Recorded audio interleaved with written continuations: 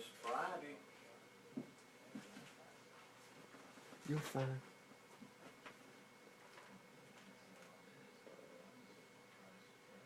Class A Friday. Goldsville 31-10. Columbia Academy. Knox Grace winner at 2 o'clock.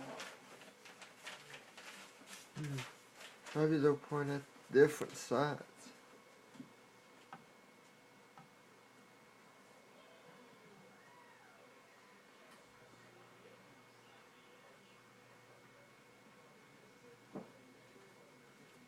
What's that? It's going to the Knights 1-0. I mean, where you get that thing from?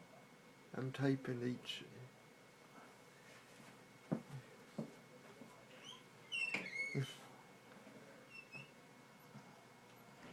Welcome back, and off we go. To lead things off now for Southern Poly in the 9th inning, Chris Dykes takes that first pitch for a called strike. The next offering is called strike 2.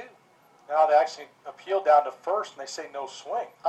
So 1 ball, 1 strike. I thought he was pointing at the bat to say he went around. He was actually looking down to first base and asking for help, and said no swing.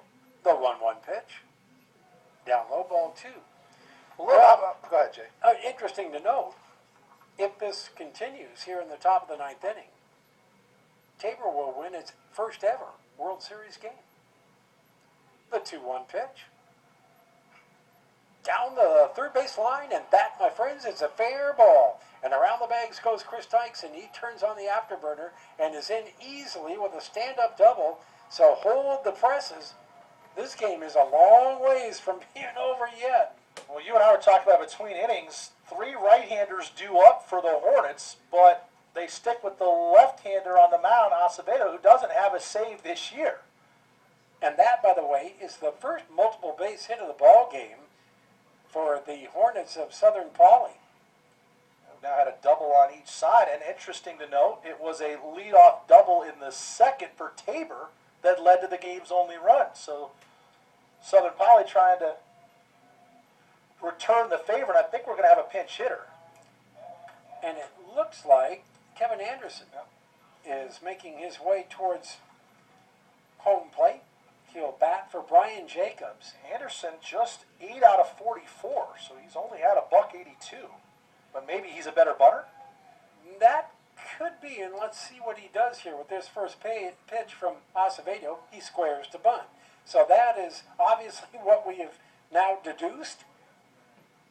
This young man is up there to do one thing, and that's sacrifice the tying run over to third base. Well, both Jacobs and Anderson have 3 sacrifices apiece coming into the day. The pitch is inside. He may not have to sacrifice. It's 2-0. I wanted to mention the effort of Zach Smith because we don't know if he's going to go out there in the bottom of the 9th because there may not be a bottom of the 9th. But 107 pitches, 1 run on 5 hits today. Had the second inning where he had 23 pitches, but other than that, he was just outstanding. There's a called strike. 2-1 now to Kevin Anderson. He had 3 innings of 10 pitches or less, and nothing else was over 14 pitches until he got to the 7th. And oh, by the way, he only needed 16 pitches in each the 7th and the 8th. That's amazing. There's a bunt, and it's right back to the mound.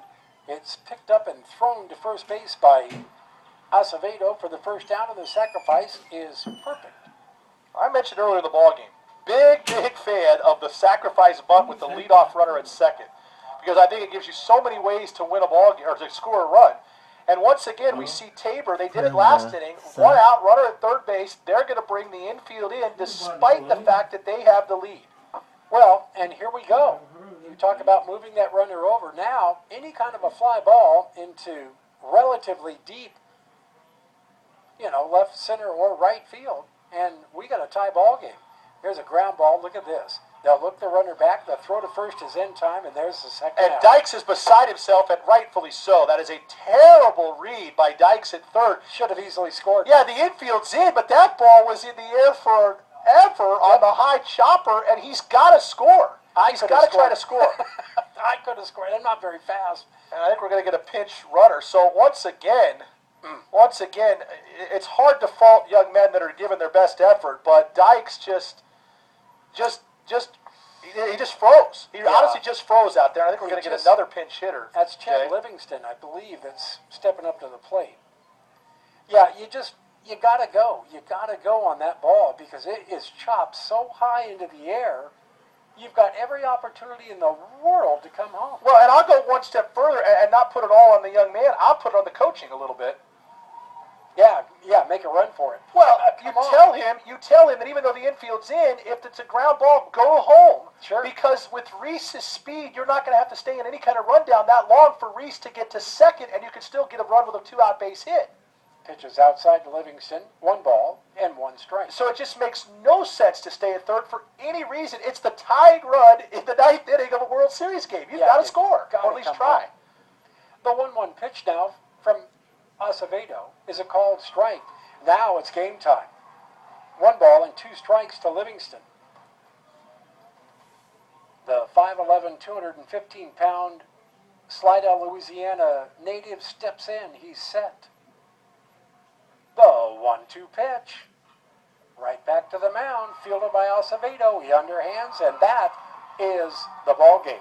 Boy, you just feel for Southern Poly's center fielder Chris Dykes, and again, you can't blame him completely, but you had to try to score the run. But it's not all on him. They had plenty of opportunities, and I think the guy that I feel the worst for in this ball game is Zach Smith. Yeah, Because I mean, he pitched a heck of a ball game. what an amazing performance by that youngster, and he goes out there and pitches his heart out and ends up 1 run short of picking up a victory in the World Series. But tip of the cap to the Tabor College Blue Jays as they come up with the victory in the slimmest of margins over Southern Poly's Hornets. The final score in this one was 1-0. A very, very interesting first game of the World Series. Yeah, just well pitched on both sides. Certainly, Junior Mustaine in and out of trouble. I mean, I don't know that I have seen a game, and of course it's easy to say. Memory gets as you get older, the memory starts to go.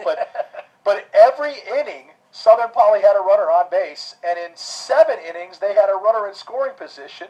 3 times they got a runner over to third. Actually, make it 4 times they had a runner at third base, including each of the last 3 innings.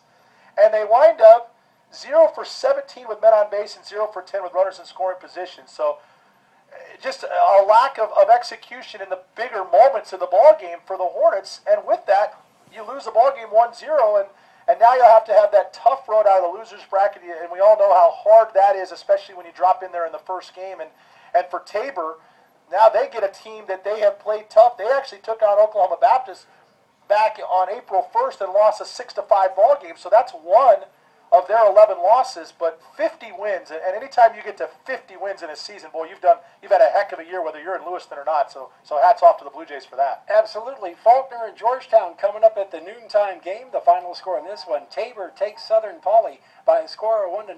For Craig Lawson, I'm Jay McCall. Thanks for joining us for the first game of the 2014 Avista NAIA World Series.